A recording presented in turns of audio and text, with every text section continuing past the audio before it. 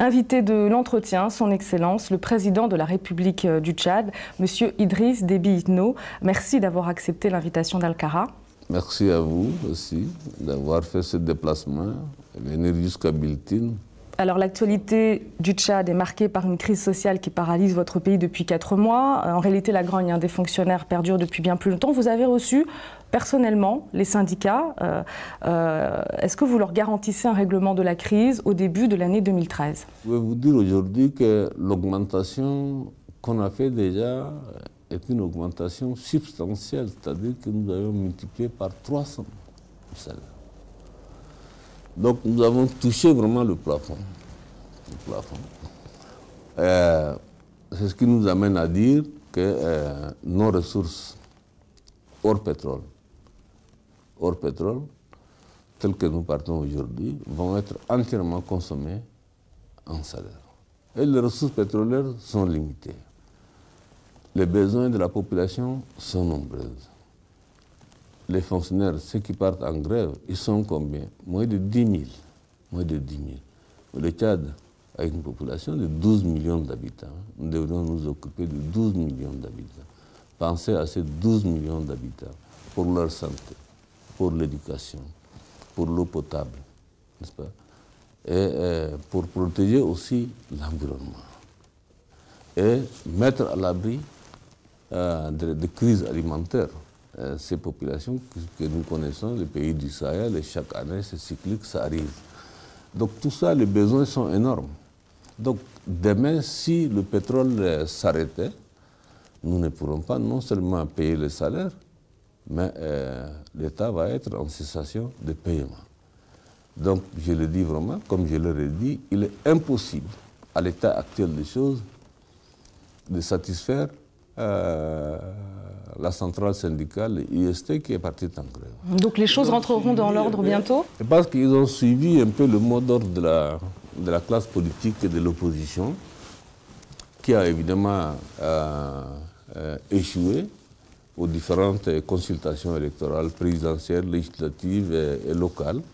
Et c'est cette opposition-là qui est derrière. Et ces syndicalistes sont en réalité les tentacules de cette opposition-là et des militants de ces partis. Alors vous le dites vous-même, autre dialogue... Je les connais tous, hein. Ce sont des frères et je les connais. Monsieur le Président, vous le dites vous-même, autre dialogue compliqué, le dialogue avec l'opposition. Oui. La CPDC, coordination des partis politiques pour la défense de la Constitution, réclame un nouveau cadre de concertation. Oui, c'est pas eux qui réclament. L'accord du 13 août est arrivé à son terme. Non, il y a une différence. Hein. Ce n'est pas eux qui réclament. Ils n'ont jamais réclamé un nouveau cadre de dialogue. C'est moi qui ai proposé ce nouveau cadre de dialogue. Donc vous leur proposez un calendrier précis? L'accord cadre de 2007, 13 août 2007, est devenu caduc. Avant même que cet accord ne soit caduc, en mai, non, avril, oui, en mai-juin 2012, j'avais réuni toute la classe politique en leur disant on arrive au terme de l'accord du 13 août 2007, il faut qu'on trouve un nouveau cadre qui permette d'avoir un dialogue permanent sur les grandes questions importantes du pays. Et vous leur proposez un calendrier précis, Monsieur le Président? Nous avons donc, à leur demande, l'opposition qui a sillonné l'ensemble des pays, de l'Afrique de l'Ouest et de l'Afrique centrale, voir comment ça se passe dans ces pays-là, entre les oppositions et puis le pouvoir et tout. Et ils n'ont rien trouvé. Et ils sont revenus me dire que, Monsieur le Président, dans tous les pays où on a été, il n'y a aucun cadre de dialogue entre l'opposition et le pouvoir. J'ai dit, ok, même si cela n'empêche que nous, notre particularité, imaginons et mettons en place un cadre. Et j'ai donné les grandes lignes. Je leur ai dit, bon, maintenant, notre spécificité, nous, Tchadiens, notre valeur, c'est vraiment le dialogue. Donc, je vous demande d'imaginer un nouveau cadre qui permette de continuer notre dialogue sur les questions importantes, toutes les questions importantes de la vie de la nation. Mais ils ont voulu avoir tout après. Alors, on ne peut pas être en même temps dans l'opposition et aussi vouloir tout. Le peuple a tranché.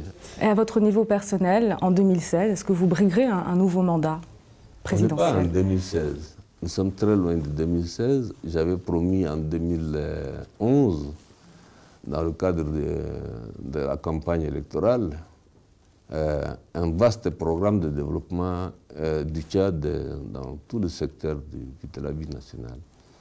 Donc, je ne vais pas m'amuser à perdre mon temps de parler de 2011, que nous soyons vivants, Dieu nous protège jusqu'à 2016.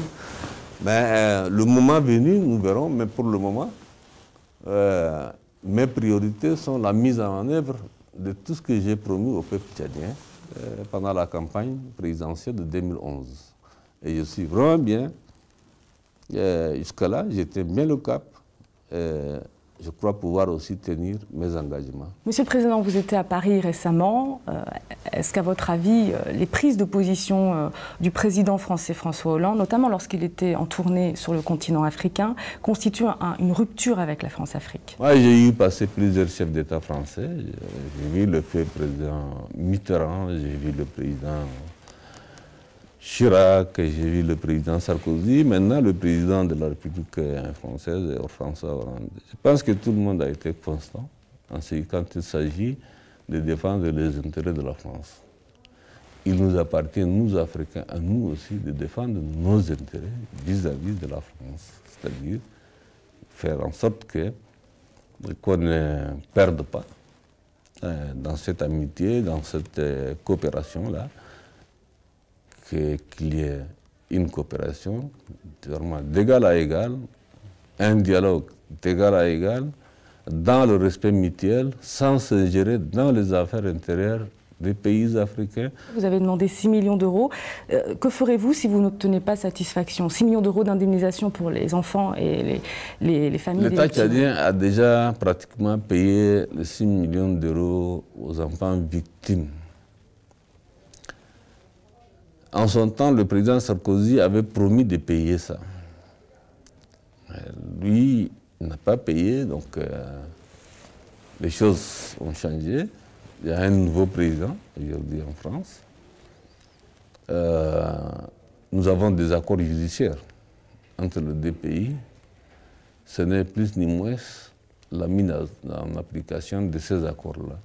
Et je crois que le président François Hollande mettra en œuvre les accords judiciaires qui existent, respectera les termes des accords judiciaires entre nos deux pays sur cette question. Alors, autre procès, celui d'Hissène Habré, un procès qui devrait se tenir à Dakar prochainement. Souhaitez-vous que l'ancien président rentre au Tchad à l'issue d'un éventuel jugement en vue d'y purger une peine éventuelle? Très franchement, tout mon souhait, je dis bien tout mon souhait, c'est que Hissène Habré soit jugé le plus rapidement possible. Parce que les victimes de Hissène Habré, on est en train de les perdre une à une. Nous aurions souhaité que Hissène Habré soit jugé au Tchad. Nous n'avons pas obtenu cela. Maintenant, l'Afrique a décidé que Hissène Habré soit jugé à Dakar, au Sénégal. Le président Macky Sall lui-même avait fait une déclaration publique qu'il mettra en œuvre pour, n'est-ce pas, traduire Hissène Habré en justice au Sénégal. Nous l'avons soutenu et nous le soutenons. Avec un retour au Tchad éventuellement à l'issue d'un jugement? Pourquoi pas? Pourquoi pas? Vous vous rappelez, non? En son temps, le président fait centrafricain Bokassa. Il était en France. Il avait lui aussi des questions judiciaires qui l'attendaient. Il est rentré dans son pays, il a été jugé en RCA.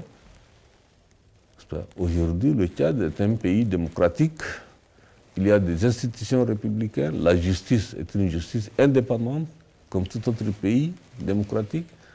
Donc, pourquoi les gens ont peur que Hissène Habré rentre au Tchad, soit jugé au Tchad? Les Tchadiens veulent le voir. Les Tchadiens veulent demander à Habré, leur demander pourquoi tu as tué nos enfants, pourquoi tu as tué nos frères, pourquoi tu as tué nos cousins. Et je souhaite que vraiment l'Afrique entende ma voix. C'est la voix du peuple tchadien.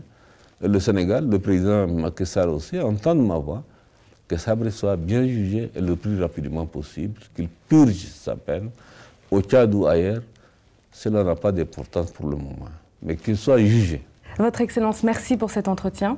Merci à vous aussi. Un entretien que vous pouvez retrouver sur notre site internet www.alcaratv.net.